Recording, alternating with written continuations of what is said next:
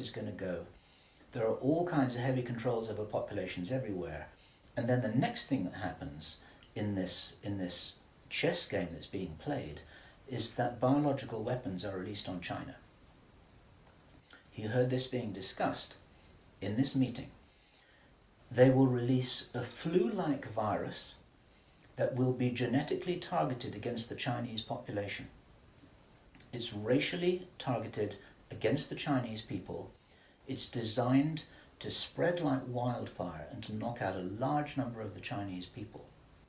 And these people in this meeting were laughing about this. They said, China will catch a cold.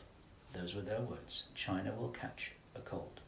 And they were laughing about the fact that these biological weapons will wreak havoc among the Chinese population.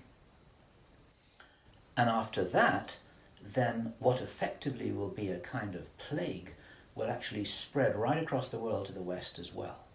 Our source was not clear whether this was a Chinese retaliation or whether the thing would just spread out of control in the way that it would be very understandable if it did, whether it's racially targeted or not. These things actually mutate. So now you've got a situation then during which time there is heavy governmental military controls over populations in all Western countries. Then China is attacked by a biological weapon. It's a flu-like disease that spreads like wildfire. This goes all over the world, and then they have a major Third World War. And then, by this time, 50% of the population will be destroyed.